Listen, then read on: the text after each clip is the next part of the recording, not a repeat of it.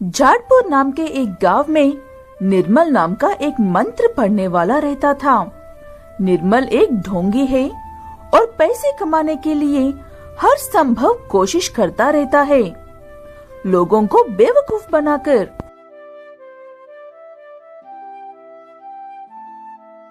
हाँ बच्चे, मैं हमेशा सच ही कहता हूँ। हर रोज सुबह 3 बजे उठकर फ्रिज से निकले हुए पानी से नहाकर बिना खाए एग्जाम लिखने के लिए जाओ और पास हो जाओ।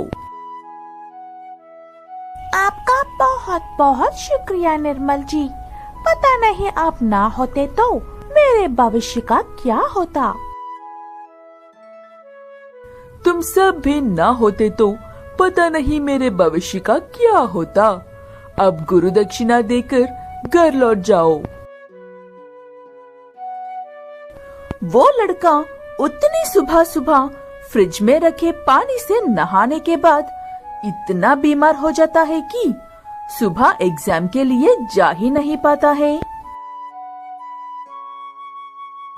निर्मल ऐसे छोटे छोटे काम तो अक्सर करता रहता है, लेकिन उसकी इच्छा हमेशा कुछ न कुछ बड़ा करने के बारे में ही रहती है।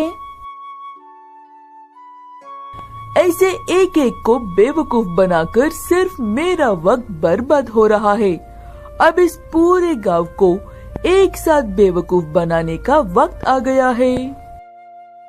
ऐसे कहते हुए निर्मल सारे गांव वालों को ये कहता है कि गांव पर एक बहुत बड़ी मुसीबत आने वाली है और उस मुसीबत से बचने के लिए उन्हें गांव के एक पुराने पेड़ से एक गाय की शादी करनी होगी और उस शादी में गांव वालों को उनकी संपत्ति में से एक बड़ा हिस्सा गाय और पेड़ के जोड़े को देना होगा।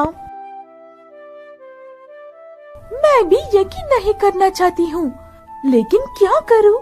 मेरे बेवकूफ पति उस निर्मल को बहुत मानते हैं, इसलिए मैं कुछ नहीं कर पा रही हूँ। सही कह रही हो, वो निर्मल दिखने में ही एक नंबर का ढोंगी लगता है। पता नहीं लोग उस पर कैसे विश्वास कर रहे हैं। ऐसे वो आदमी उस निर्मल पर चाहे कितना भी विश्वास क्यों ना कर ले, लेकिन महिलाओं को निर्मल पर हमेशा से ही शक रहता है। ऐसे सारी तैयारियों के साथ पेड़ और गाय की शादी होती है। उसके बाद एक एक करके सभी लोग उनकी संपत्ति का कुछ हिस्सा वहाँ पर रख देते हैं। अब कुछ देर के लिए इन पति पत्नी को अकेला छोड़ दो, तभी इस गांव को उस मुसीबत से छुटकारा मिलेगा। ठीक है कहकर सब अपने अपने घर लौट जाते हैं। उन सब के जाने के बाद निर्मल खुशी से नाचकर उस गाय और पेड़ को वहीं पर छोड़कर सब कुछ लेकर बहुत दूर भाग जाता है। बाद में पता चलता है कि वो सारा सोना और पैसे तो नकली है। महिलाओं ने जानबूझकर ऐसा किया था। सबको सच्चाई पता चल गई थी, इसलिए निर्मल अब उस गांव पास भी नहीं जा सकता था। तिजकुपुर नाम के एक गांव में भोला नाम का एक व्यक्ति रहता था।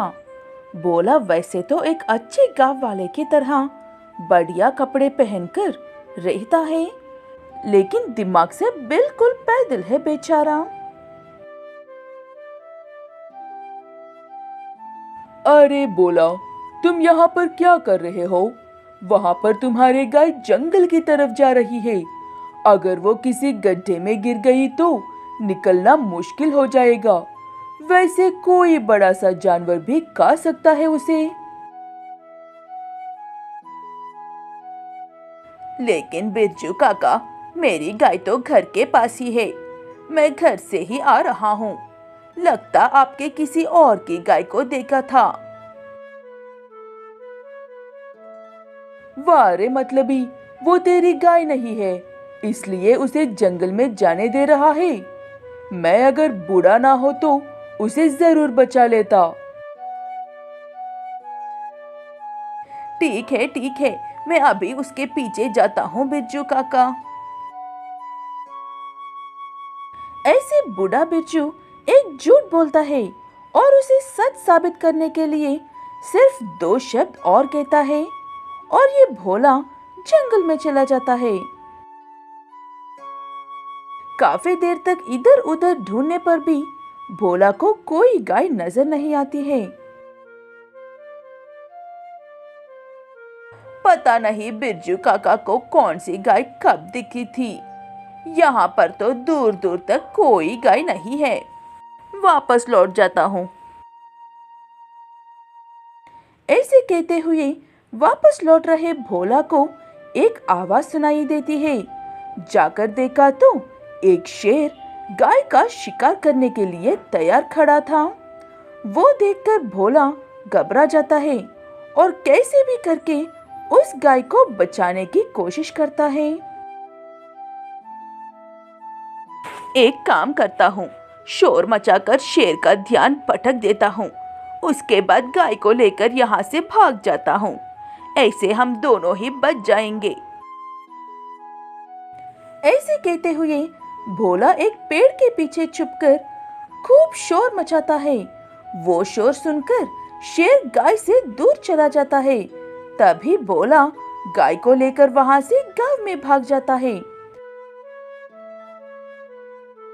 असल में उस गाय का कोई मालिक नहीं था, इसलिए वो गाय भोला के पास ही रह जाती है। तब झूठे बिरजू को अपनी ही बातों पर गुस्सा आता है। शुक्रिया बिरजू काका, आप ही की वजह से मुझे इतनी अच्छी गाय मिली है। आप ना कहते तो मैं जंगल में जाने का साहस ही नहीं करता। हाँ ठीक है, अब तुम्हें ये बात बार बार कहने की जरूरत नहीं है। अच्छा, तो अब मैं चलता हूँ। पता नहीं इसकी किस्मत अच्छी है या मेरी ही किस्मत फूटी है। मैं जब भी इसे परेशान करने की कोशिश करता हूँ, उल्टा खुद ही परेशान हो जाता हूँ। शायद इसी को जैसे को तैसे कहते हैं।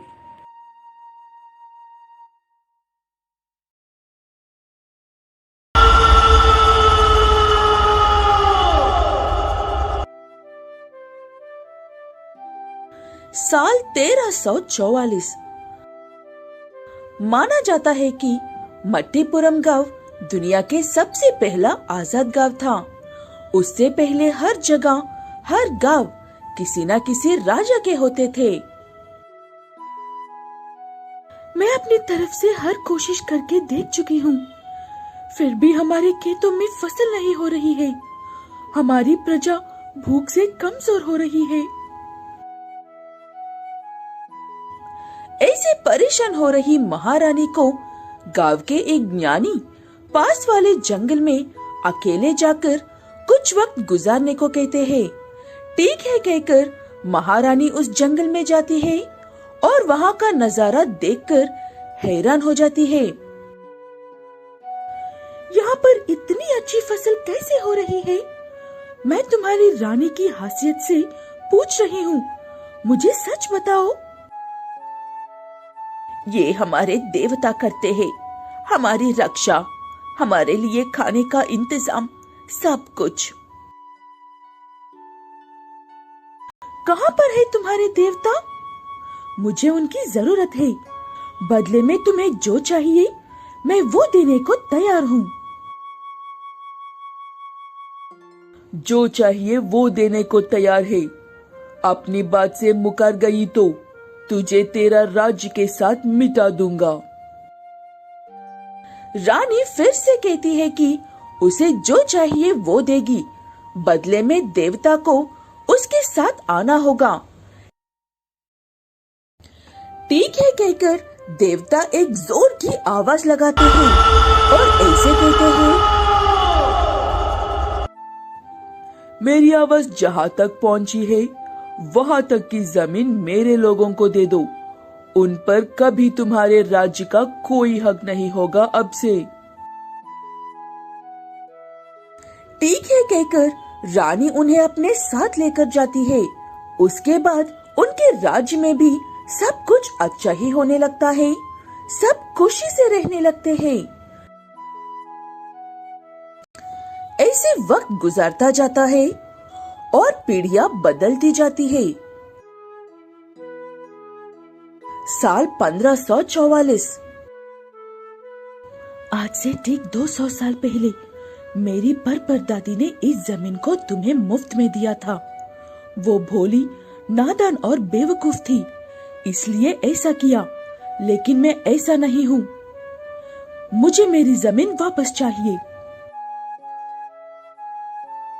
तुम पहली नहीं हो और हमें पता है कि तुम आखिरी भी नहीं हो। इस जमीन को छीनने के लिए बहुत से लोग आए थे और तुम्हें उन सब के अंजाम के बारे में भी पता है। बुरी किस्मत की वजह से हुई हादसों को इस जगह से मत जोड़ो। कहाँ है तुम्हारे देवता? मुझे उनसे बात करनी है। कहाँ पर चुप कर बैठे हैं? बाहर आने को कहो उन्हें। तुम्हें तुम्हारी मौत बुला रही है। अब हम कुछ नहीं कर सकते हैं।